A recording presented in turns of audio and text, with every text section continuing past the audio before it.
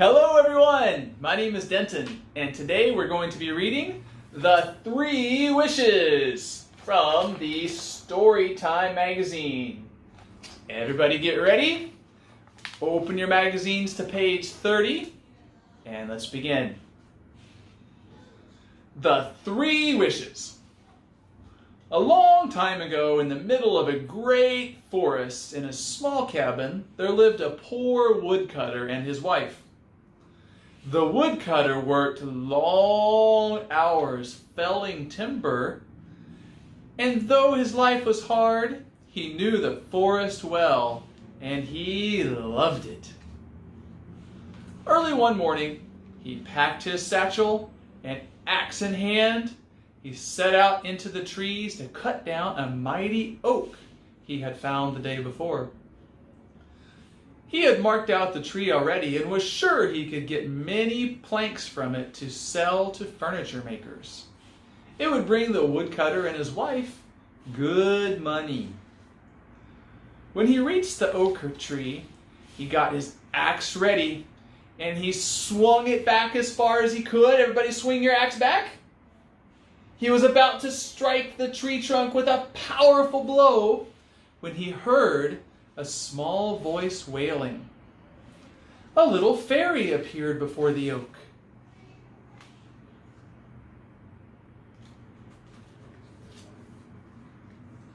She had curly green hair like vines and was wearing a dress made from leaves.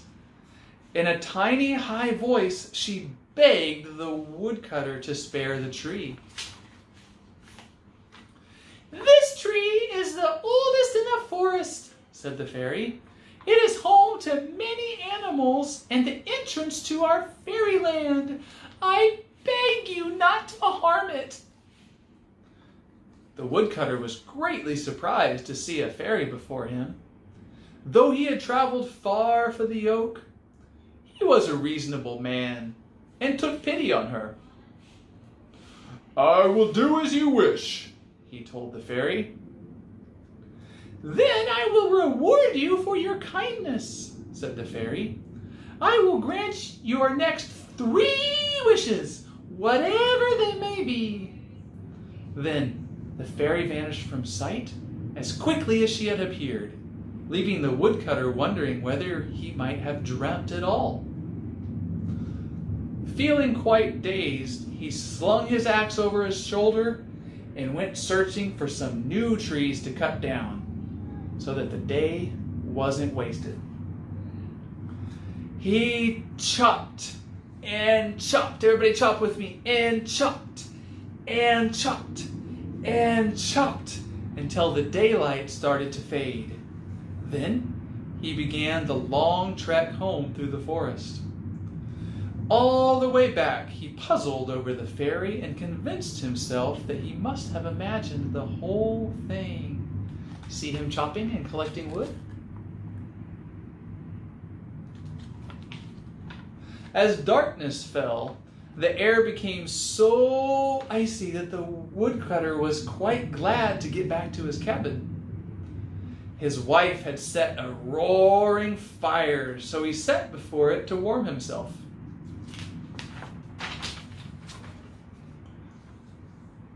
"How was the oak?" asked his wife. The woodcutter didn't want to admit that he hadn't chopped down the oak tree, so he told his wife that he found some better trees on the way there. He quickly changed the subject. "All that chopping and icy cold air has made me hungry, wife," he said. "I wish I had a nice string of sausages to eat." No sooner had he said it than a string of sausages fell down the chimney and dropped straight into the roaring fire, where they started to sizzle away and smell quite delicious. The woodcutter's wife leapt and shouted, "What's all this?" The woodcutter realized that the fairy hadn't been a dream at all. So he told his wife the whole story. As he told it, his wife got redder in the face until she looked fit to burst "Why, you great lumbering fool!" she exclaimed. "A fairy grants you 3 wishes and you waste one of them on sausages? What a silly thing to do!" The wife moaned and complained at the woodcutter until he couldn't bear it, and without thinking, he cried, "Good wife, please will you stop going on about sausages? Why, I wish they were stuck up your nose, that would keep you quiet." In an instant, his second wish came true, and the string of sausages was dangling from the end of his poor wife's nose.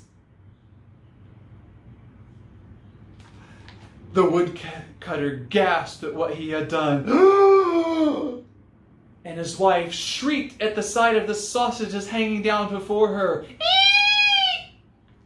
Together, they tried to pull them out of her nose, but they were stuck fast.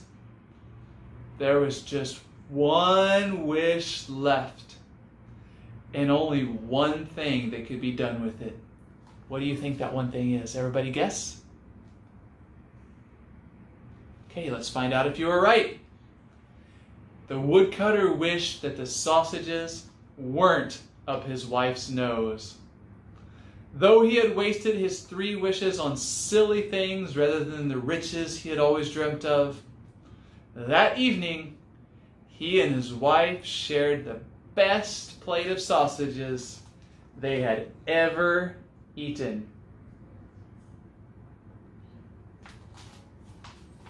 Thanks for joining me for this story today. I hope that you enjoyed it. I know that I did. Be sure that you read every day and join us again next time. Bye-bye.